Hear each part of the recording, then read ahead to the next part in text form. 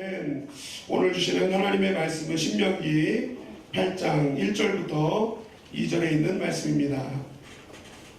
신명기 8장 1절부터 2절까지의 말씀, 짧은 말씀이니까 함께 합독하도록 하겠습니다. 신명기 8장 1절부터 2절 시작. 내가 오늘 명하는 모든 명령을 너희는 지켜 행하라. 그리하면 너희가 살고 번성하고 여호와께서 너희의 조상들에게 맹세하신 땅에 들어가서 그것을 차지하리라. 내 하나님 여호와께서 이 40년 동안에 내게 광야길을 걷게 하신 것을 기억하라. 이는 너를 낮추시며 너를 시험하사 내 마음이 어떠한지 그 명령을 지키는지 지키지 않는지 알려 하심이라. 아멘. 자, 오늘은 본문 말씀을 가지고 준비를 하되 걱정은 말라라는 제목으로 하나님 말씀을 증거하겠습니다.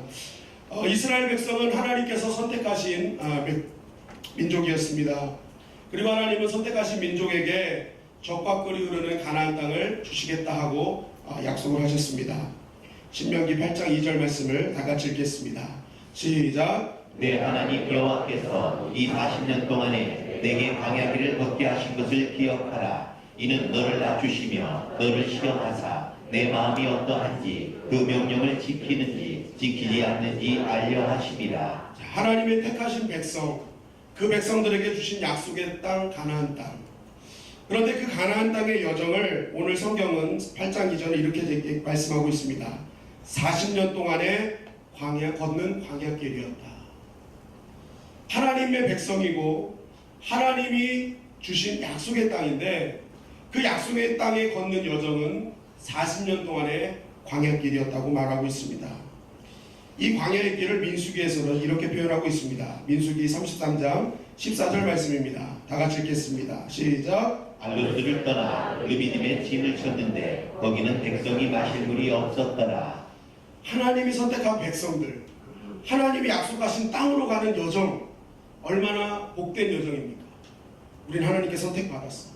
우리는 하나님이 약속하신 땅으로 가는 거야 하면서 하나님을 믿고 가는데, 그렇다면 그 땅, 그 가는 여정은 행복해야 되지 않습니까? 대로처럼 막 열려야 되는데 오늘 말씀해 보니까 거기는 백성이 마실 물이 없었더라. 광야 여정은요, 마실 물이 없었던 여정이라는 거예요.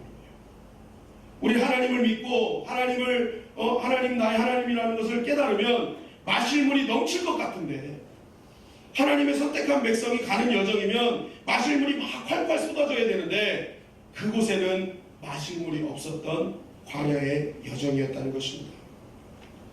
그렇다면 왜 하나님은 이스라엘 백성, 자신이 친히 택한 백성인데도 불구하고 마실 물이 없는 이런 광야의 여정을 걷게 하셨는가? 그 이유가 다시 8장 2절 말씀에 나타나고 있습니다.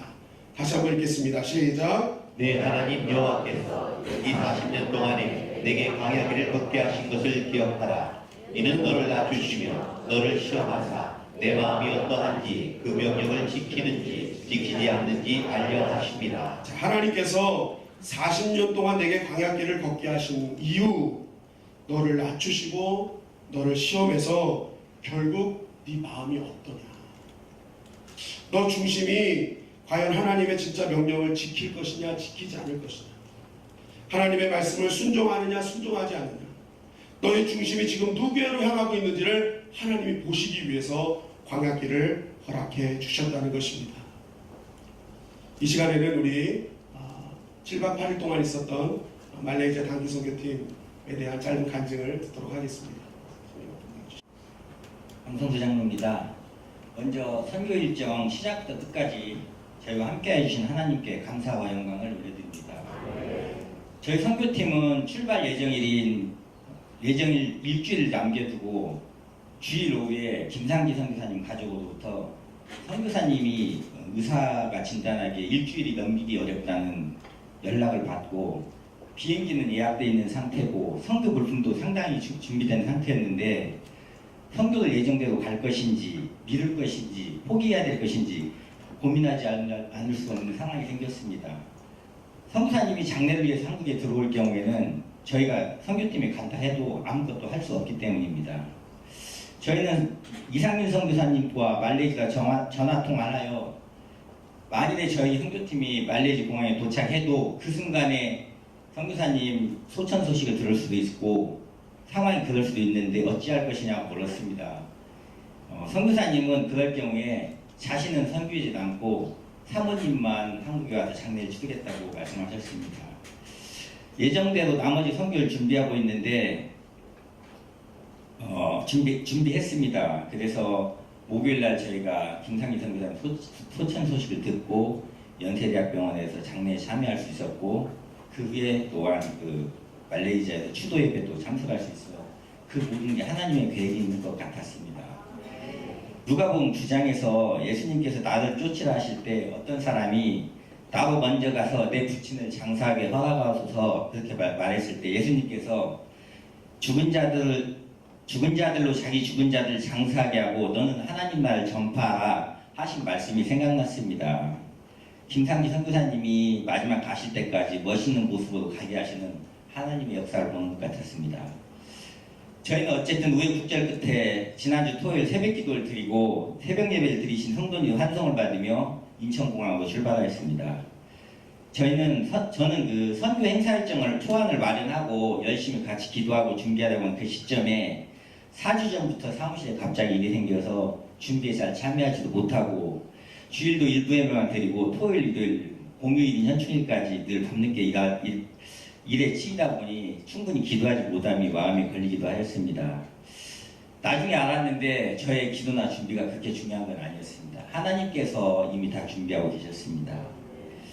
선교팀은 공항으로 떠나면서 본고차 안에서 한 가지 걱정이 있었습니다. 매년 말레이시아 페낭공항 세관에게 선교 물품이 된 이민 가방을 매년 하나씩 뺏겨왔답니다.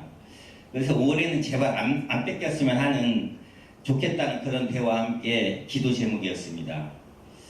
인천공항에 도착하여서 가방에 무게를 달아보니 1인당 30kg인 제한인데 놀랍게도 12명 24개의 가방 무게가 정확히 360kg에 맞았습니다. 다시 한번 감사드리며 이 모든 가방이 무사히 선교지에 도착을 바라는 마음으로 탑승 수속을 하였습니다.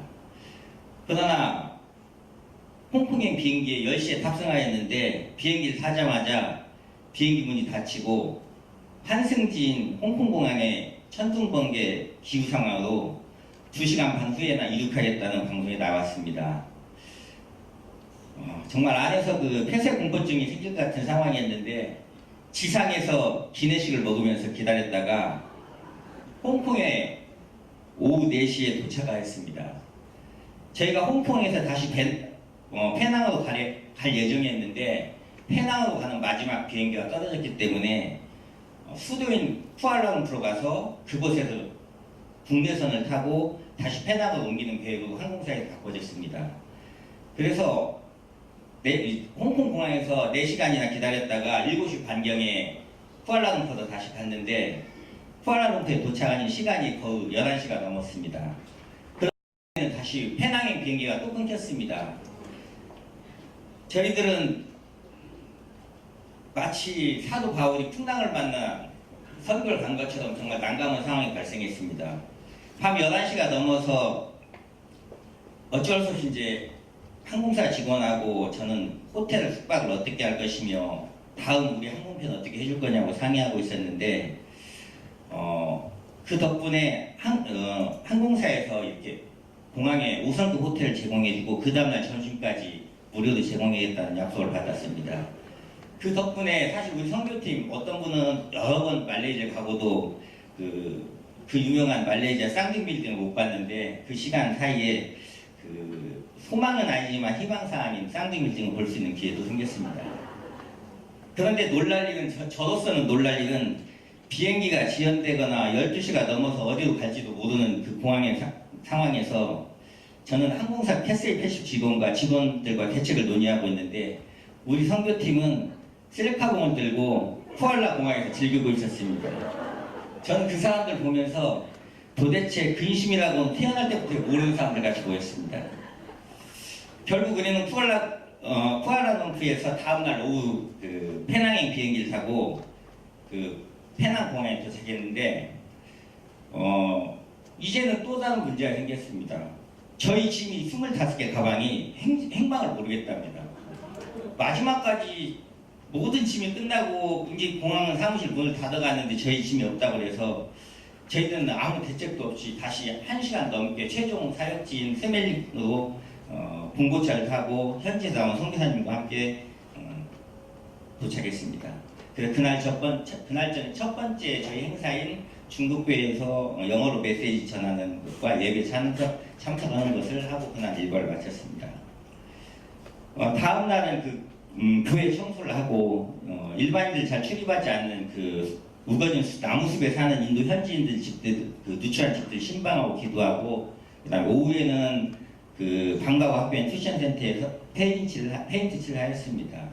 그리고 화요일은 주거 여건이 아주 열악한 그런 주택에 살고 있는 현지인들을 저희 교인들이 지금 러브하우스를 헌금을 해서 고쳐주고 있는데 거기를 신방하고 오후에는 또 어린이들이 학교 다녀온 뒤로 우리 청년들 율동도 가르치고 찬양도 가르치는 그런 시간을 가졌습니다.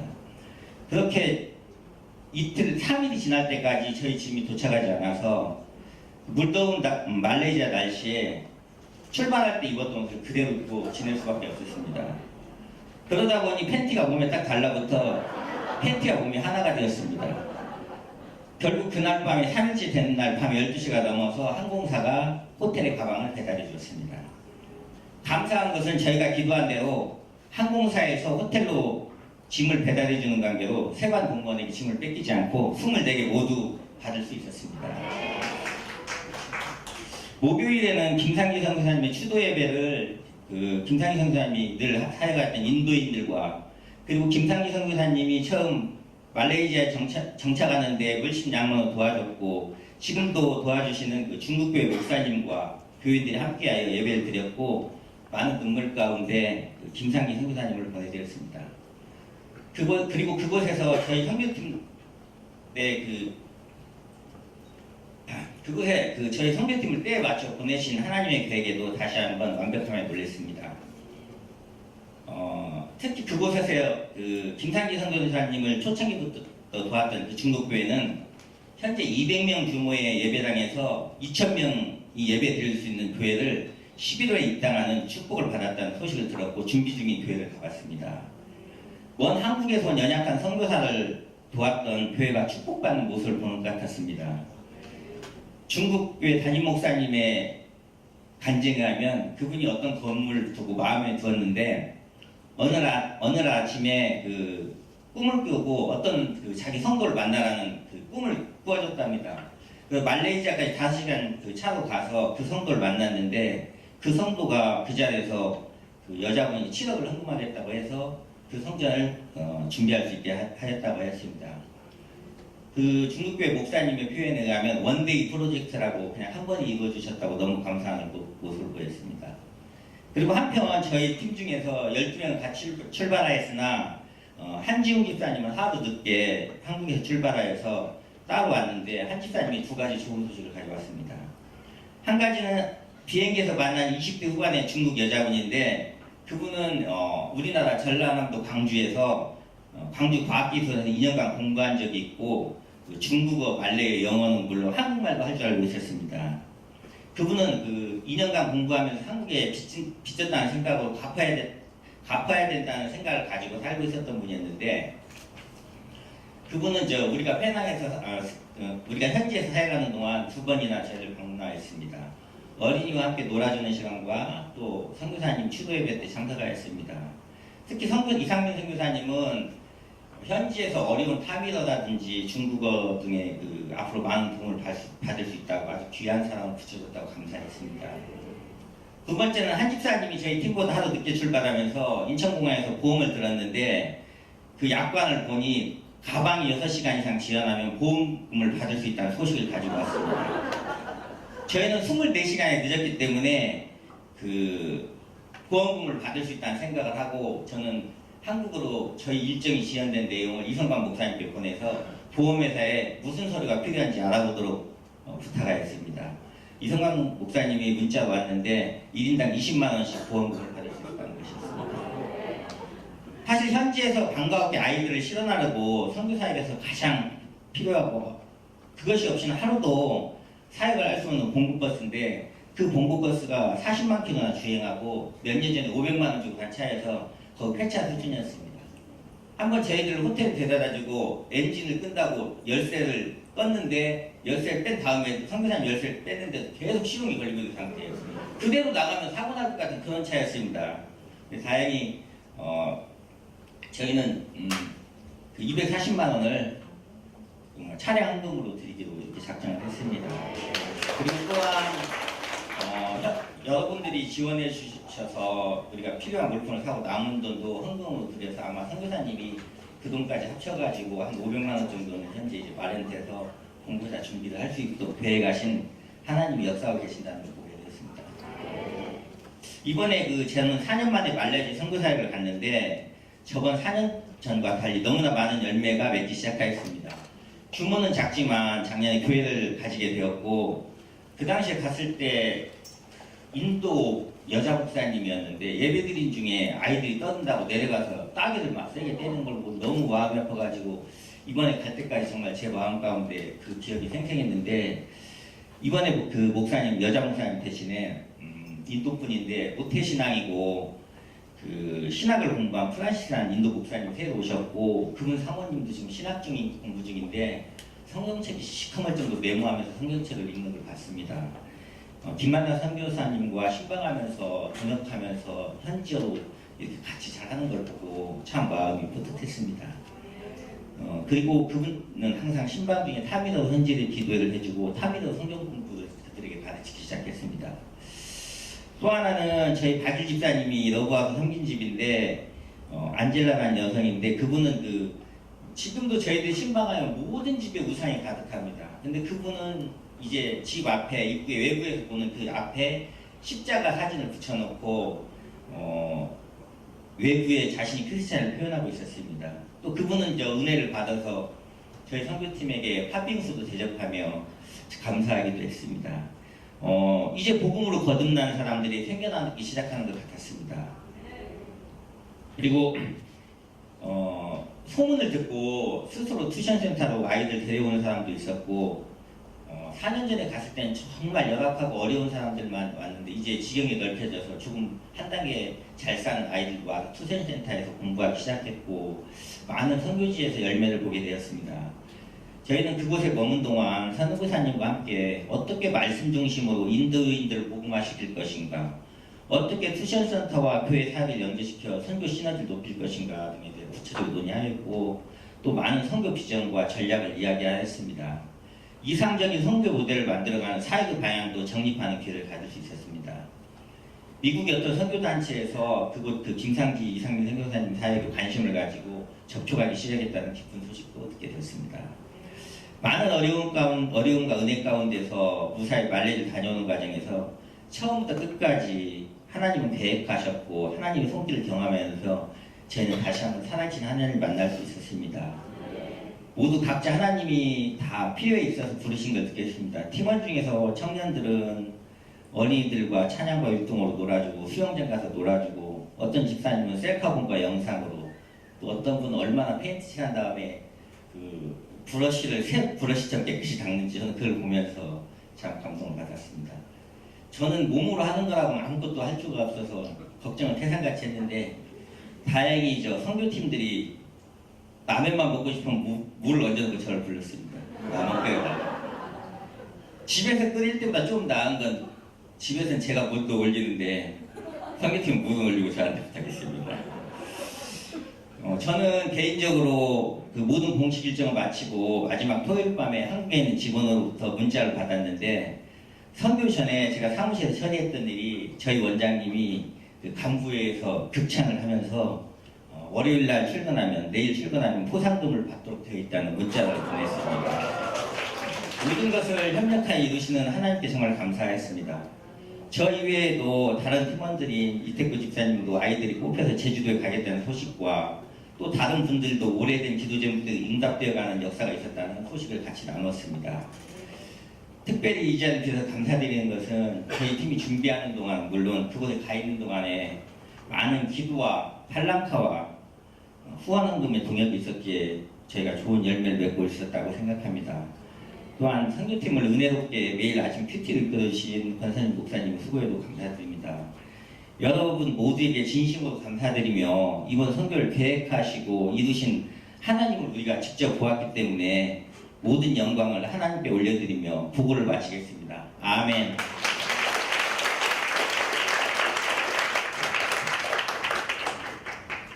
감사합니다.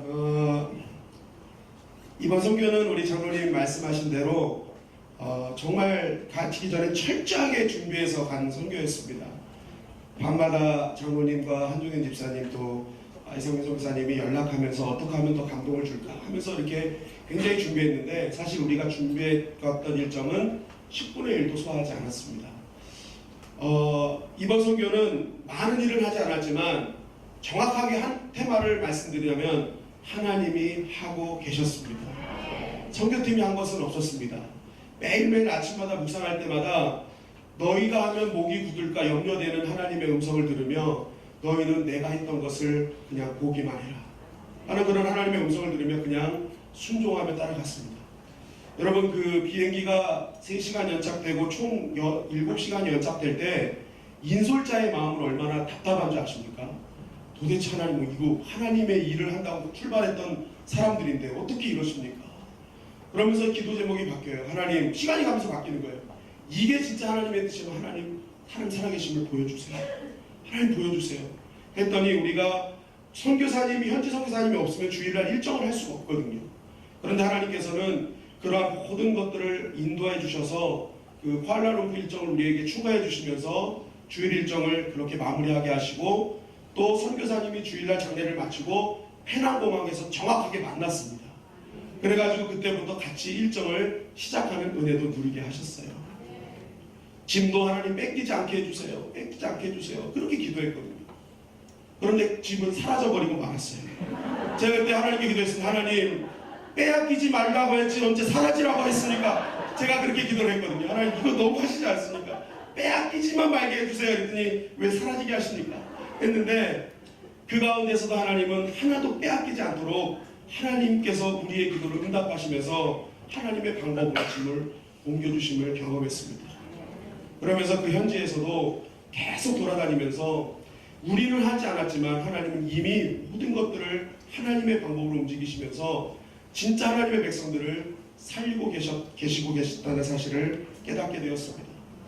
정말 감사한 것은 우리 선교팀이 그렇게 비행기가 연착되고 옷이 그렇게 몸에 달라붙고 그렇게 불편한 상황 속에서도 끝까지 웃음을 잃지 않았다는 거예요. 서로 위로하면서 격려하면서 우리들의 불편은 좀 괜찮지만 이 선교 물품이 전달되지 않으면 안 되지 않습니까? 그것만을 위해서 기도합니다 하면서 끝까지 하나 되고 웃어주는 그러한 모습을 통해서 하나님께서 그러한 우리의 믿음을 통해서 역사하심을 경험하게 됩니다.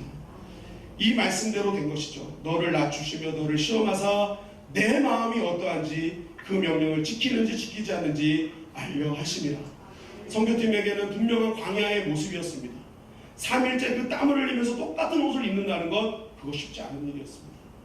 그럼에도 불구하고 그러한 광야 상황에서도 끝까지 중심을 하나님께 향하는 선교팀들의 마음을 보시고 하나님께서는 각자의 기도에 응답하시고 복을 허락해 주셨던 것입니다.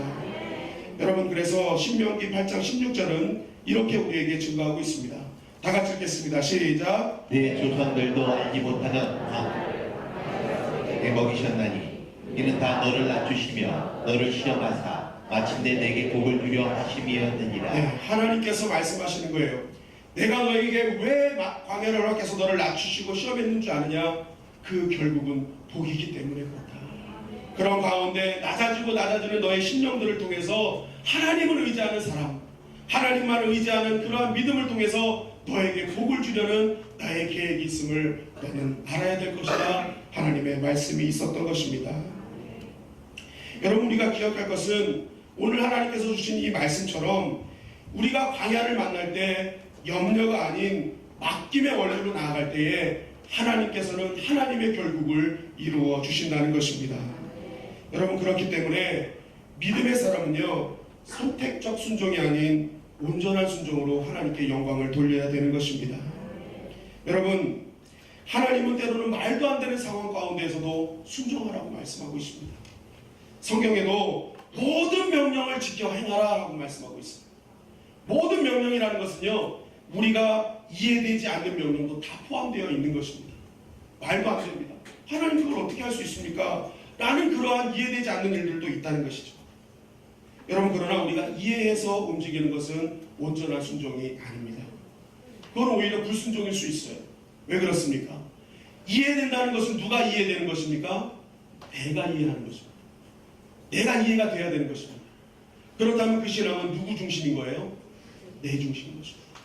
하나님이 중심이 아니라 나 중심인 것입니다. 내가 이해되만 움직이고 내가 깨달아져야만 가는 것. 그것은 하나님 중심의 신앙이 아닌 것이죠. 여러분, 중요한 것은 어떠한 상황 속에서도 말도 안 되고 이해되지 않지만 그것이 하나님이 기뻐하시는 일이라면 믿고 따르고 순종할 때에 그곳에 놀라운 하나님의 역사와 하나님이 이끌어가시는 그 큰 은혜를 경험하게 될 줄 믿습니다. 여러분, 우리가 갔던 말레이시아 케다주, 이 서머링 이 지역은요, 곡식 창고입니다. 말레이시아 땅에서도 가장 낙후된 지역이었고, 그 낙후된 지역에서 가장 못 사는 사람들이 사는 땅이 서머링 지역이었습니다. 그래서 그곳에는 한인 선교사가 없습니다. 너무나 낙후됐기 때문에 그곳에 들어와서 살려고 하지 않습니다. 선교사님들은 페낭, 다른 선교사님들은요, 페낭 그 화려한 도시에 살면서 하루 이렇게 와서 사역을 하고 다시 페낭으로 돌아가요. 그런데 여러분, 한 여인 김상지 선교사님은 내가 너에게 준 땅은 말레이시아 케다주, 그것도 서머링 지역이라는 하나님의 음성을 듣고 한순간도 재지 않고, 곳에 가서 내가 자는데 불편하진 않을까, 먹고 사는데 힘들지 않을까, 이러한 것들을 전혀 재지 않으면서 그냥 그 순종의 발걸음을 향해서 뛰어나갔다는 것입니다.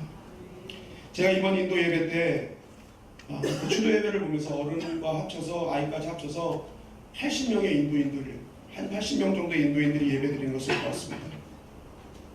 이 아이들이 예수님을 얼마나 영접했는지는 알 수 없었지만 난들이 이게 감사라는 거거든요. 난들이 감사 예수를 막 찬양하는 거예요. 그 모습을 보면서 하나의 얼굴 속에 김상지 선교사님의 사랑과 헌신이 보여지는 거예요. 이야, 말도 안 되는 일에 순종했더니 하나님이 이렇게 해주시는 거예요.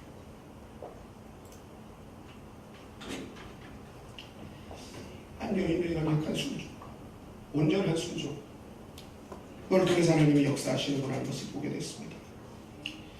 여러분, 때로는 우리는 하나님 내가 잘 되면, 유능하면 하나님, 내가 하나님께 쓰임 받겠습니다, 하나님 하겠습니다 라는 이야기들을 많이 합니다.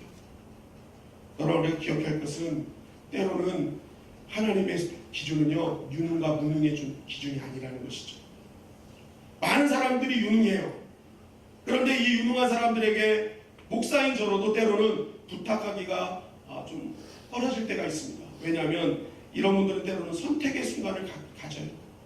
이것을 통해서 내가 나에게 유익되는 것은 무엇일까? 이 시간과 물질을 투자함에 있어서 나에게 얻어지는 것은 무엇일까? 이 선택의 순간이 있기 때문에 시간이 길어지죠. 여러분, 우리가 기억해야 될 것은 하나님께서 기뻐하시는 일이라면 선택의 순간을 가질 필요가 없는 거예요. 기꺼이 하나님을 위해서 우리가 순종하며 나아갈 때에 하나님께서 역사하시는 줄 믿습니다. 여러분, 우리가 그 자꾸만 시간을 끌면요, 영적인 주도권을 빼앗기게 되는 거예요. 은혜 받을 날과 구원 얻을 때가 늘 있는 것이 아닙니다. 하나님은 무능해도 괜찮다, 나의 길을 따라오지 않겠니, 믿음으로 따라오지 않겠니, 하나님께서 말씀하고 계시는 것입니다. 여러분, 아직 케다주에는 할 일이 더 많고 정돈되어야 될 부분들이 분명히 있습니다.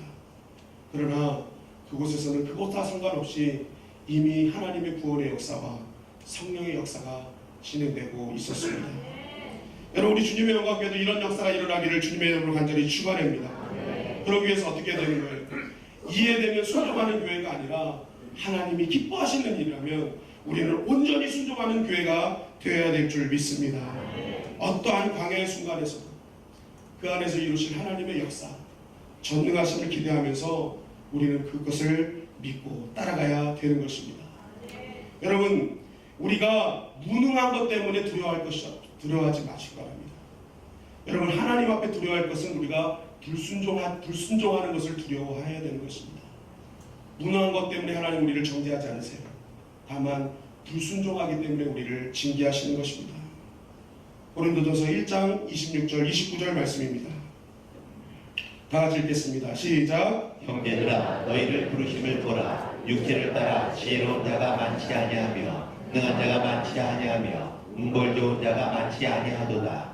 그러나 하나님께서 세상의 미련한 것들을 택하사 지혜 있는 자들을 부끄럽게 하려 하시고 세상의 약한 것들을 택하사 강한 것들을 부끄럽게 하려 하시며 하나님께서 세상의 천한 것들과 멸시받는 것들과 없는 것들을 택하사 있는 것들을 폐하려 하시나니 이는 아무 육체도 하나님 앞에서 자랑하지 못하게 하려 하십니다. 하나님께서 선택하는 사람은 세상의 미련한 것들을 택하시고 세상의 약한 것들을 택하시고 세상의 천한 것들과 멸시받는 것들과 없는 자들 선택하셔서 하나님이 일하고 계시다는 사실입니다.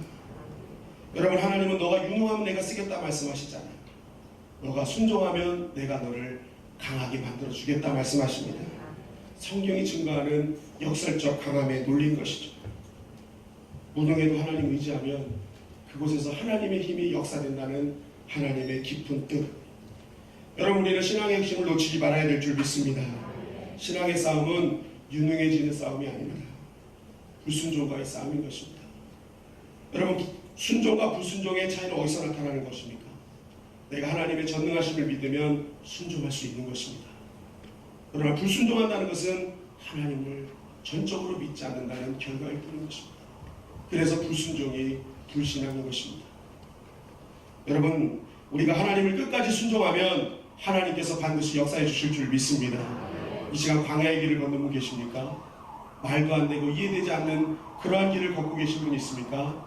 하나님 중심 보고 계십니다. 네가 끝까지 하나님의 말씀을 지키는지 지키지 않는지 오늘도 하나님은 그 중심 보고 계십니다.